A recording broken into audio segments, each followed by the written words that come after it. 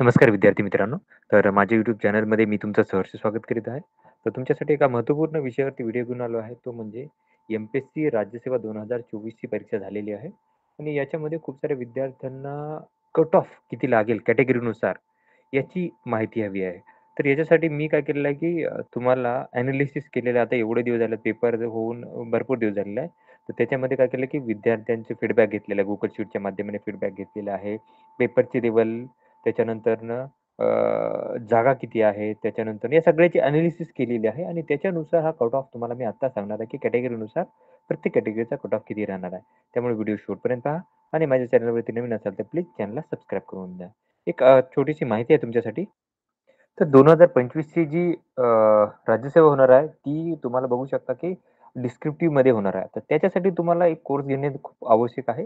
तर एम-पी-एस-सी वाल्याने एक खूप मस्त कोर्स आहे. त्याचं नाव आहे सर्वोत्तम बॅच ही असणार आहे. ती राज्यसेवा 2025 ची फाउंडेशन बॅच असणार आहे. ही तुमच्या भाषेमध्ये तुम्ही कुठल्याही मराठीमध्ये करू शकता. ही द्विभाषिकमध्ये असणार आहे. डिस्क्रिप्टिव्ह पॅटर्ननुसार असणार आहे. आता याच्यामध्ये तुम्हाला काय-काय भेटणार आहे? बघा, अनुभवी प्राध्यापक वर्ग आहेत, जे की एक्सपिरियन्स फॅकल्टी तुम्ही बघू शकता याच्यामध्ये. त्याच्यानंतर ना डेली क्लास नोट्स तुम्हाला भेटतील. त्याच्यानंतर ना डेली तुम्ही काय करू शकता, की सराव पेपर जे आहेत ते सॉल्व्ह करू शकता. त्याच्यानंतर ना डेली तुम्ही मुख्य परीक्षेची प्रॅक्टिस करू शकाल. त्याच्यानंतर प्रिलिम्स आणि मुख्य टेस्ट सीरीज असणार आहे याच्यामध्ये 2025 साठी. चालू घडामोडीचं मासिक भेटेल. त्याच्यानंतर उजळणी पुस्तकं म्हणजे रिव्हिजनसाठी पुस्तक भेटेल. पी-वाय-क्यूचं एनालिसिस होईल आणि त्याच्यानंतर डाउट सॉल्व्हिंग होणार आहे तुमचं. आता ही बॅच 16 डिसेंबरपासून सुरू होत आहे. तर लगेचच जॉइन करा. याची ॲक्चुअली प्राईस होती 19,999. आता सध्याची प्राईस असणार आहे ही 5,999 एवढं आहे. तुम्ही त्यामुळे काय करा, की याचा फायदा घ्या आणि लवकरात लवकर काय करा जॉइन करा. तुम्हाला एक्स्ट्रा याच्यासाठी काय करा डिस्काउंटसाठी तो कुपन कोड यूज करू शकता. एस-एस-ओ 1000 हे कुपन यूज करू शकता आणि तुम्हाला एक्स्ट्रा डिस्काउंट याच्यामध्ये भेटेल. त्याच्यानंतर ना पुढची बॅच असेल ती कंबाईनसाठी असेल संग्राम 2.0. ही असणार आहे, की कंबाईन 2025 साठी बॅच असणार आहे. फाउंडेशन बॅच असेल. सेम तुम्हाला याच्यामध्ये पी-वाय-क्यू एनालिसिस होईल. त्याच्यानंतरनं डेली प्रॅक्टिस असणार. या सगळ्या गोष्टी तुम्हाला भेटणार आहे. याची प्राईस जी होती ती होती 5,999. आता सध्या भेटेल तुम्हाला 2,999 ला ही फाउंडेशन बॅच भेटेल. एम-पी-एस-सी कंबाईन 2025 साठी. त्याच्यानंतर सामर्थ्य 3.0 ही बॅच असणार आहे. ही बॅच असणार आहे कंबाईन जी की आत्ता परीक्षा जी होणार आहे फेब्रुवारीमध्ये. तर त्याच्यासाठी ही बॅच असणार आहे. तर ही बॅचची प्राईस आहे 1,999 बट तुम्हाला डिस्काउंटेड प्राईस जी असेल ती असणार आहे ₹999 ला. आता ही याच्यासाठी तुम्ही सगळ्यासाठी कुपन कोड आहे तो म्हणजे कुपन कोड आहे एस-एस-ओ 1000 हा कुपन यूज करू शकता आणि एक्स्ट्रा तुम्हाला डिस्काउंट भेटेल. वळूयात आपल्या मेन टॉपिककडे. तर राज्यसेवा 2025 जी आहे सध्याची 24 जी आहे. तर ही जाहिरात होती 414/2023 आणि याच्यामध्ये जर बघितलं, तर सध्याच्या कंडिशनला जी टोटल 524 पदाकरता पदभरती होती. आता सध्यामध्ये जर बघितलं राज्यसेवेची पदं आहेत 431 ही पदं असणार. बाकी सगळे सोडलेलं आहे. फक्त राज्यसेवेची पदं सांगत आहे मी 431 ही पदं होती. आता त्याच्यानंतर जर बघितलं तर मागच्या वेळेस जर पाहिलं तुम्ही राज्यसेवा 2023 ची बाबतीत जर बघितले, तर पदं होती 1098 होती आणि त्याच्यानंतर जर बघितलं तर हे 303 पदाकरता राज्यसेवेची पदभरती ही घेण्यात आली होती. त्याच्यानुसार कॅटेगरीनुसार जर कट ऑफ जर बघितला तुम्ही, कॅटेगरीनुसार कट ऑफ तर ओपनचा 108 चा कट ऑफ होता. लक्षात घ्या. 108 चा कट ऑफ होता ओपनसाठीचा. फिमेलसाठी 101 मार्काचा कट ऑफ जा.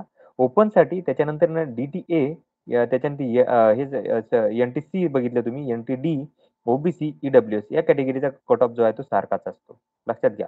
बघा काय म्हणतोय मी, ई-डब्ल्यू-एस, ओ-बी-सी यांच्यात एन-टी-डी, एन-टी-सी त्याच्यानंतर एन-टी-बीचा थोडा कमी आहे. त्याच्यानंतर डी-टी-ए याचा कट ऑफ जो सारखा आहे. त्याच्यानंतर एस-सीचा वेगळा आहे. एस-सीचा 103.5 होता. फिमेलसाठी होता 93.5. त्याच्यानंतर एस-टीसाठी होता 96 मार्कांसाठी आणि 87 मार्क फिमेलसाठी होता. डी-टी-ए 108, 101 त्याच्यानंतर एन-टी-बी 105 आणि 101 मार्कांसाठी. एस-बीसाठी 104.5 होता. त्याच्यानंतर एन-टी-सीसाठी होता 108 मार्कांसाठी, एन-टी-डीसाठी 108 मार्कच होता.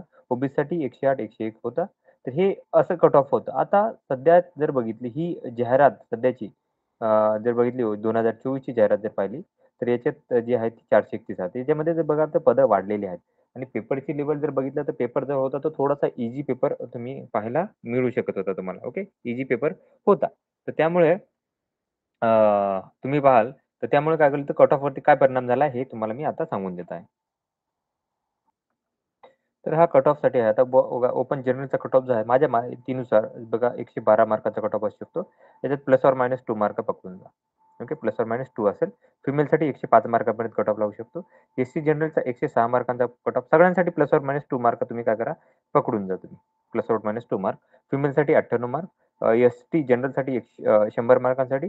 एस-टी फिमेलसाठी 88 मार्क. डी-टी-एसाठी 110 मार्क.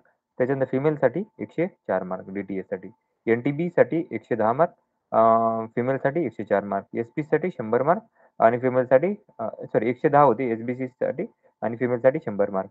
त्यानंतर एन-टी-सीसाठी 110 मार्क, फिमेलसाठी 104 मार्क. त्याच्यानंतर ना एन-टी-डीसाठी 110, 104 मार्कांसाठी. ओबीसीसाठी बघितलं तर 112 मार्क, 105 मार्क फिमेलसाठी. ई-डब्ल्यूसाठी 108 मार्क, 105 मार्क फिमेलसाठी आणि ऑर्फन वगैरेचा डेटा माझ्याकडे नाहीये त्यामुळे हा कट ऑफ. तर ही माहिती होती. तर अशाच महत्त्वपूर्ण माहितीसाठी माझ्या चॅनलला सबस्क्राईब करा, व्हिडिओ लाईक करा आणि जास्तीत जास्त विद्यार्थ्यांपर्यंत शेअर करा. धन्यवाद.